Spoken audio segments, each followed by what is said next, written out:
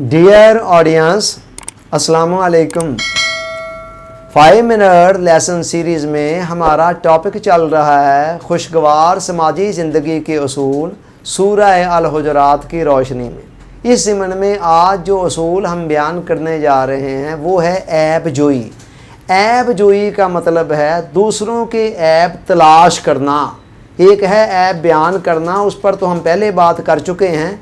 ये है ऐब तलाश करना। ये एक माइंड सेट है कि इंसान के जहन के अंदर हर वक्त ये बात होती है कि वो दूसरों की किसी कमी को, किसी खामी को देखे। बहुत सारे लोग हमारी सोसाइटी के अंदर ऐसे हैं जिनका माइंड सेट ऐसा होता है, जिनका पसंदीदा मशगला, फेवरेट हॉबी ये होता है कि हर वक्त जसूसों की तरह, कुरान ने ये लफ्ज़ इस्तेमाल किया वला तजस्ससू, इसी से लफ्ज़ जसूस निकला है कि हर वक्त दूसरों के ऐबों की तलाश में ना रहा करो, उनके अंदर कमियां ना टटोलते रहा करो, उनकी खामियों की जुस्तजू में ना रहा करो। तो बहुत सारे लोगों का ये फेवरेट मशगला होता है, पसंदीदा हॉबी होती है क्या कि वो हर वक्त दूसरों की ऐबों को, कमियों को, खामियों को देखते रहते हैं ताकि कोई कमी, कोई खामी उनके सामने आए और वो दूसरों में बयान करते फिरें और बयान करके उसको एंजॉय करते फिरें, उसका मज़ा लेते फिरें और अपने आप को उससे बेहतर साबित करते फिरें।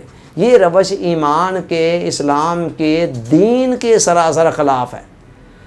ईमान, इस्लाम अपने मानने वालों के अंदर ये माइंड सेट पैदा करना चाहता है कि वो हत्तल वसा अपनी पर्सनल डेवलपमेंट के लिए कोशां रहे, अपनी ज़ाती तामीर व तरक्की के लिए कोशां रहें। और ज़ाती तामीर व तरक्की के लिए कोशां रहने के लिए बहुत ज़रूरी है कि इंसान की नज़र अपनी कमियों पर हो, अपनी खामियों पर हो, उसका फोकस दूसरों की कमियों और खामियों की बजाय अपनी कमियों और खामियों पर हो।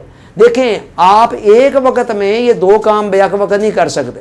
अगर आप फोकस किए हुए हैं दूसरों की कमियों और खामियों को तो फिर लामहला ऑटोमेटिकली लाजमी नतीजा ये निकलेगा कि आपका ध्यान अपनी कमियों और खामियों से हट जाएगा। और जब हट जाएगा तो फिर उसके बाद आप अपनी बेहतरी के लिए भी क्या कोशां होंगे। जब आप अपने आप को बेहतर समझ लेंगे और जब आप अपनी कमियों खामियों को देखेंगे तो ऑटोमेटिकली फिर दूसरों की कमियों और खामियों की तरफ आपका ध्यान कम से कम जाएगा। ये एक नेचुरल सा कायदा है।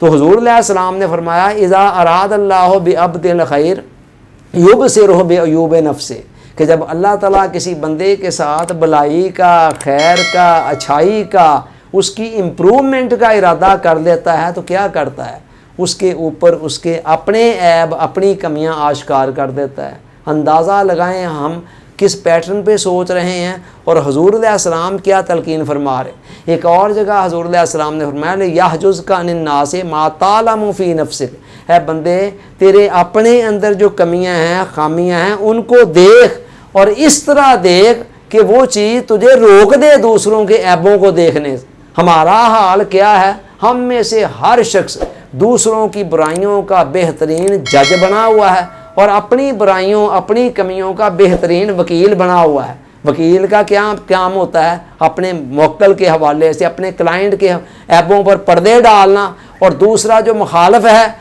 उसकी छोटी छोटी बातों को लेकर उछालना। यही रुझान, यही मिजाज हमारा आजकल अक्सर व बेशतर अफराद माशरा का है कि हम दूसरों की गलतियों के बेहतरीन जज बन जाते हैं।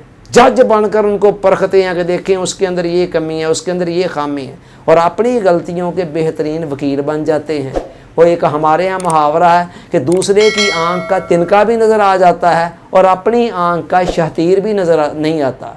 इस्लाम इस मजाज को ख़त्म करना चाहता है। इस्लाम कहता है बंदा है मोमन, अगर तू अपनी पर्सनल डेवलपमेंट चाहता है तो उसके लिए ज़रूरी है। अच्छा, एक और बात पे आप गौर करें, एक बंदे को खुद कैंसर हो और दूसरे के पेट में अगर दर्द हो रहा हो तो वो कभी अपने कैंसर को फरामोश करके दूसरे के पेट दर्द को नहीं उछालेगा, उस बना पर उसको ताने नहीं देगा। तो हमारा हाल यही है कि जिस बुराई पर हम दूसरों को तनकीद कर रहे होते हैं, ढूंढ रहे होते हैं, कोई कमी छोटी सी और ढूंढ कर उसको बयान कर रहे होते हैं, उससे बड़ी बड़ी कमियां हमारी अपनी ज़ात के अंदर होती हैं। چنانچہ قرآن نے کہا ولا تجسسو، دوسروں کے عیبوں کمیوں کی تلاش میں نہ رہا کرو، اس کا نتیجہ یہ نکلے گا کہ تمہارے اپنے عیب اور کمیاں تمہاری نگاہوں سے اوجھل ہو جائیں گی، اور اس کے نتیجے میں تمہاری پرسنل ڈیولپمنٹ کا سفر بھی رک جائے گا، اور اس کے علاوہ اس سے معاشرے کے اندر، سوسائٹی کے اندر بھی بے شمار قباحتیں، لڑائی جھگڑے دنگے فساد جنم لیتے ہیں۔ اللہ تعالیٰ سوچنے سمجھنے یاد رکھنے عمل کی توفیق عطا فرمائے، آمین۔ آپ کا بہت بہت شکریہ۔ السلام علیکم۔